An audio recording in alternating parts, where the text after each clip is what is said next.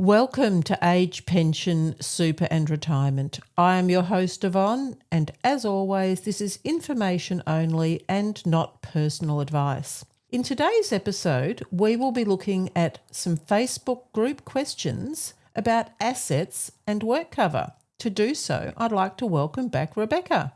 Thanks, Yvonne. Our first question comes from Steve, who asks, I'm applying for age pension and they're asking for a document to provide my asset values. I have 2 cars and a jet ski. My home contents are insured for $80,000. How do I do this?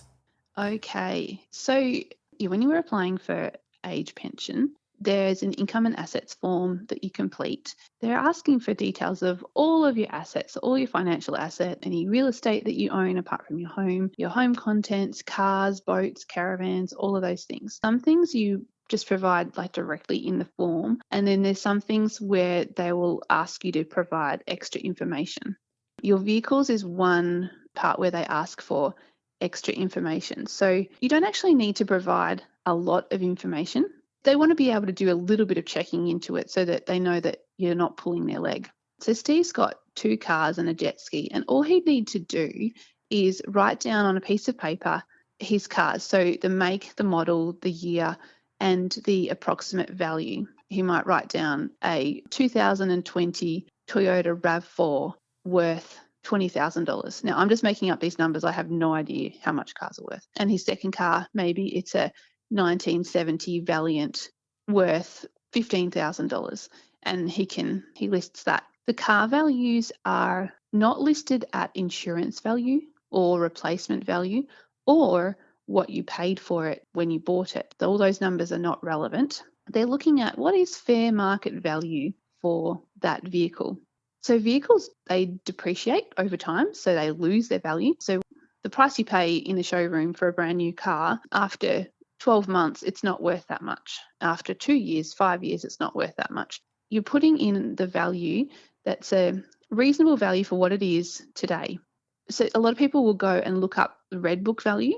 The Red Book's available on the internet, and you can look up your make and model of car, and it will give you a price range for what you can expect to sell that car for. Now, obviously, some cars have got very low kilometres on them. They're in very good condition for their age, and that might fetch more than a car that's done lots and lots of kilometres and has dings and scratches and things. So you can look at the range and go, okay, well, my car's got lots of kilometres done, so I can pick the lower end of that range. You don't need to overvalue your cars. You can just write down the make, the model, the year, and the fair market value for that car. Another way to do it is think about, if I went down to a car dealer, and said, I'm done with this car, what will you give me for it? If you think they'd give you $10,000, then just write down $10,000. So an actual person looks at your forms when you assessing you for age pension. If they look at it and they go, look, that number just doesn't look right at all. You're saying you've got a 2026 Land Cruiser and you've listed it as $5,000. That just doesn't make any sense. And they'll give you a call and say, is this correct? How did you come up with this value for the car? And then you might go, oh, no, that's a typo. It's actually a 2006 car. Or, oh, no, I meant to put $50,000 or whatever it is. And you can just fix it if there's a problem. Now, he also has a jet ski. I have no idea what jet skis are, what brands and things, but you just write down, the make and model of your jet ski and the approximate value of it. And that would be including a trailer or whatever that you've got with the jet ski. That's how you do vehicles. And caravans and boats, similar thing. So use the make and model and the approximate value. It's up to you to update those values over time because they will be depreciating. You'd probably do that. I would put a note on your calendar to do that once a year. Now, whether you do that, around your birthday, that probably makes sense, or at the start of the financial year, that'd be another thing that makes sense, just to go into your account and update all of those values so that it's correct with Centrelink and you're not going to get in trouble for it. And it also means that your age pension amount can be updated each time. If you're on a part pension, as your asset values go down, your part pension amount can go up. The other question there was about his home contents. So he's got his home contents insured for $80,000. The insurance value, that's a nominal amount for if your place gets flooded or if you have a fire or something and you have to replace all the contents in your home. And that includes things like carpet and drapes and all of that kind of thing. So that amount is often quite a generous amount because it is going to cost a lot to replace, buy brand new, all these things for a home. But that's not the value that Centrelink is asking for. They're looking at, if you had, hypothetically, if you had a garage sale today, or you put all your stuff from your house out on the front lawn, how much are you going to get for it? The answer is usually not very much. If you try and sell, the couch in your house, the bedding, the dining table, all those kind of things, your personal effects, books, DVDs, whatever you've got in your home, you're not actually going to get much for it. So $5,000 or $10,000 as the total value for your home contents is quite reasonable for most people to put on that form. And Centrelink, they're going to accept that. Some people, if you're living in a bedroom of a family member's house and you really only have a few possessions, you could make that amount even lower. They are not looking at insured value or replacement value. They're just looking at garage sale value. How much could you get if someone came through today and put everything out on the lawn and people come through and give you some cash? It's not going to be a lot of money. That's so helpful, Rebecca. Now, Steve goes on and asks a couple more things here. He says, does this mean that Centrelink expect you to sell a car or your couch before they pay you full pension? And he has a final part. Why do they count home contents? It's not like people on Centrelink have a Rembrandt in their dining room.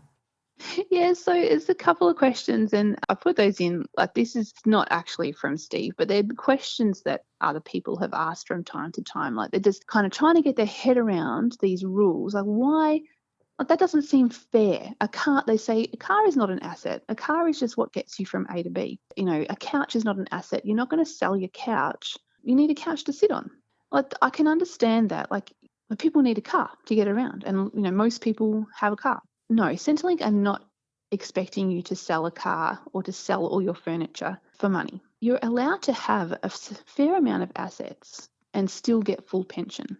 So, but what they are expecting is that if you have 2 cars and furniture in your house and $300,000 in cash or $300,000 in super, they will expect you to use some of the money that you have before paying you full pension. So it's not that they're expecting you to, they're not letting pensioners even have a car. They do let pensioners have a car, but there is a value associated to that car. They're not going to let people have a lot of money in cash and financial asset, as well as cars, caravans, boat, and pay them full pension. You are expected to use some of your own resources, if you've got them, before you get full pension. Like, the situation, it just doesn't exist where somebody is not getting full pension because they have a car or because they have furniture. If they're not getting full pension, it's because they have other assets. And then the other part, people on Centrelink don't have valuable antiques or artwork or that sort of thing. But you're kind of looking at it the wrong way. Firstly, age pension does have means testing. There is an argument for universal pension, for no means testing, for, maybe over a certain age, for people to just get full age pension without looking at their assets or income. There's an argument for that. It would, save a lot of paperwork and admin costs at Centrelink if we just paid everybody over a certain age the full rate of age pension. There is some merit to that, but that's not the situation we have. We do have means testing. The government's got these rules about, asset limits and income limits for age pension. Since that's the situation we have, Centrelink is required to inquire about those assets, ask you to document the value of your items, your cars, and your financial assets like super and bank savings and things. And there are people out there in Australia that have valuable artwork in their homes. The questions are there because, I guess, if you think about it, if somebody is living in a beautiful home in Toorak in Melbourne, their home is full of antiques, valuable antiques and artworks. Their garage is full of Bentleys and Rolls Royces and whatever. They've got just a little bit of money in the bank, And then they go to Centrelink. They say, I'd like to have age pension, please. I've got $500,000 in the bank. I have some home contents and I have a car.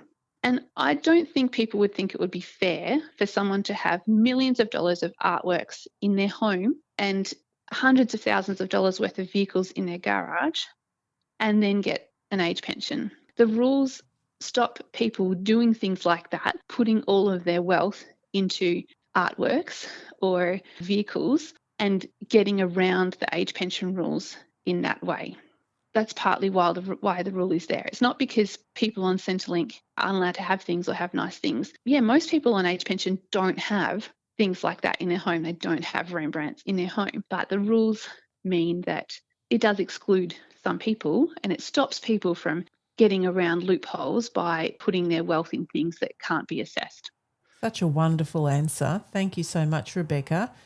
Now, Jim asks, with the market volatility, how often are we supposed to update our asset values with Centrelink? I saw something about $2,000. You'd be updating every week. We've talked about with Steve's situation, updating your assets as they change, updating your car value, caravan value, that kind of thing. The rules, the legislation, it does say that if your financial assets change by $2,000 or more, you can tell Centrelink. They don't actually expect you to be watching your super balance every day, updating them when it goes up by 2,000 or down by 2,000. They don't. They don't expect you to be doing that all the time. You can do it in times when the stock markets are falling and share values and all that are falling. People do, and you're allowed to. You can go in, and if you look on your Centrelink record and it says, super account value $500,000, and you're like, oh, but I checked it today, and it's actually down to $450,000. Well, you can go up. You can go in and update it, and download a statement from your super showing that it's $450,000, and you can update that with Centrelink. They will adjust your age pension. They'll increase your age pension. People probably aren't going to, or they don't want to update it if the values go up again. Centrelink don't expect you to be checking it all the time. Pension stream accounts or income streams are automatically updated. They're data matched from the super company to Centrelink every 6 months. So you should see that changing on your Centrelink account. Every 6 months, there'll be an update there. That's enough for most people. But yeah, if the markets are falling and you want to update, you can.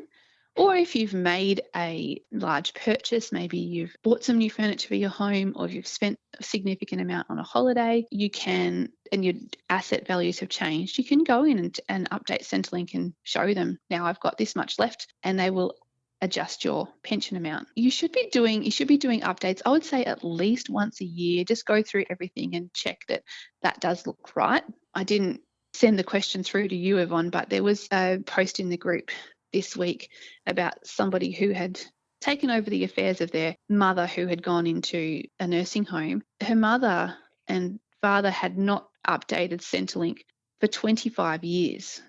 Hadn't updated anything. Now she has to go through and try and find information going back 25 years of bank accounts and home sale proceeds and things.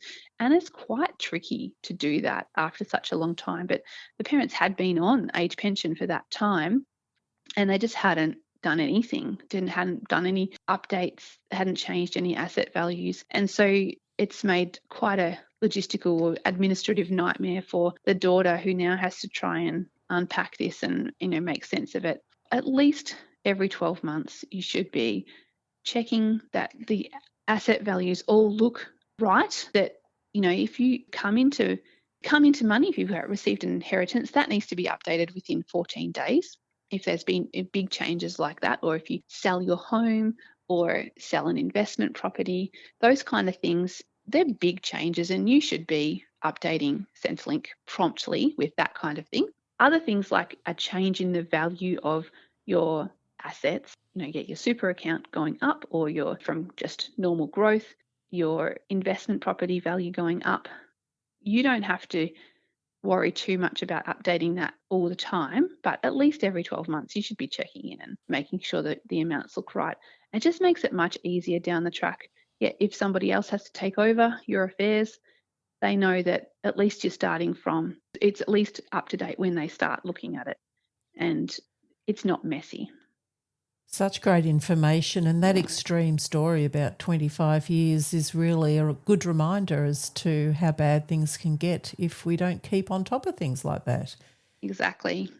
Now, the next question from Julie is actually a work cover question, and she asks, we're married couple, both on age pension. My husband had a work injury 4 years ago and has finally been granted surgery and weekly compensation payments until age 68. How does this affect our age pension? Okay, so work cover or workers' compensation, there's some special rules with that and as regards Centrelink payments. So he's been granted weekly compensation and there's going to be a back pay component of that and then, weekly going forward. So Julie knows she's going to have to tell Centrelink about this. So she's on the ball with that. It's going to affect their age pension going forward, and how it affects it is depending on whether the husband was already on Centrelink payments at the time he had the injury. I'm going to assume he wasn't. He was probably working. We can tell from the ages listed that he was under 67 4 years ago when he had the injury. So I'm going to assume that he was not on any Centrelink payments at the time. He was working. He had an injury that affected his ability to work and then, was not working for some time and subsequently he has turned 67 and applied for age pension, has started on payments and in the background been working on maybe seeing lawyers or something to get the work cover compensation sorted out. So he's been on age pension for a few months maybe, and now he's coming into this money, which is going to be back pay. Now, if it's 4 years worth of back pay, then that's a significant amount. Any Centrelink payments he's received from after the injury date until now, all of that in his name, this age pension in his name, will have to be repaid to Centrelink because they kind of see it as, if you're injured and not able to work, Workcover is the responsible party for paying you income. Centrelink is not. It's a work-related injury, so Workcover is meant to be paying you. Centrelink might pay in the interim because you need some money to get by. But once it's sorted out, Workcover has accepted responsibility for this. Workers' compensation is responsible. So they are paying it. And effectively, they have to pay Centrelink back for that period when they were taking the Centrelink money. From the back pay, some of that is going to have to go to Centrelink to reimburse them for the age pension he's received. And he probably won't get any age pension going forward until he turns 68 and the weekly payments stop. So that's how it affects his age pension. But Julie was not injured, and it's she's not getting any money from Workcover. Julie will probably still be able to get her part of the age pension, and there will be a calculation. There's sort of a detailed calculation there in terms of how much Workcover weekly payments is her husband getting, how much of that cancels out his age pension portion, and then how much is left to affect her age pension portion. So it's quite a complicated calculation there, but Centrelink will work that out. So she can probably still get some age pension, but he won't be getting any until the weekly payments stop. Now, this would be different if he was already on Centrelink payments at the time of injury. If you've got somebody who is on, maybe they're on a part job seeker payment or a part carer pension and they also work, then they have a work-related injury. So when you're working and on Centrelink, you're going to be getting your work money and a small amount from Centrelink. So you might be used to getting, say, $2,000 gross from work and then say maybe $200 extra from Centrelink. If you have a work-related injury and start getting Workcover payments, Workcover pays you usually, I think it's like 85% of your normal rate of pay. So it's not your total pay, it's a bit less than your normal pay. And you would then be getting your Workcover payments plus a bit of your Centrelink on top. And in that case, you would continue to get both some Workcover money and some Centrelink money ongoing. It's different if somebody is only on work income and not on a Centrelink payment. and then has a work-related injury. It can kind of seem unfair. I've seen people say, for instance, somebody who's a single parent and has a work-related injury, and maybe they were only working part-time, they might have been earning, let's say they were earning $3,000 a fortnight, including overtime and such. So they weren't getting any Centrelink money. But then when they're on Workcover, it drops down to their base rate with no overtime, and then it drops down a percentage under that. So maybe they're getting $1,500 a fortnight from work, and they're not eligible for any extra from Centrelink. So they're actually getting less money than somebody else who is earning $1,500 a fortnight and getting a top-up of the single parent payment. So it can kind of seem a bit unfair, but that's how the legislation works. There's a big difference between whether you are already on Centrelink payments at the time of the injury versus not on Centrelink payments at the time of the injury. Well, that was a pretty long-winded response, but hopefully it helps to make a bit of sense of Workcover and how Workcover payments affect Centrelink payments.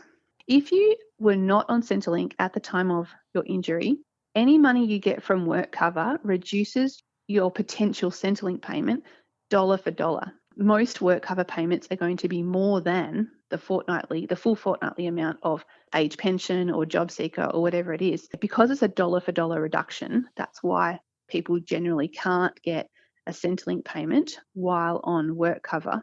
Whereas if you are on a Centrelink payment at the time of the injury, the money from Workcover is just counted as normal income as if it was work income. So it reduces your Centrelink payment 50 cents per dollar or 60 cents per dollar, not dollar for dollar. Such an amazing answer, Rebecca. Thank you so much. I actually have a question without notice listening to all this. Does the work bonus apply? My understanding is that because all the workers' compensation payments, they're not considered as employee income because you are not actually working to earn the income. Yeah, I'm pretty sure that the work bonus does not apply. No work bonus for Workcover payments. Fantastic, Rebecca. Now, for our international listeners wishing to join our Facebook group, the code word is YELLOW. As always, this has been information only and not personal advice. Thank you so very much, Rebecca. You're welcome, Yvonne.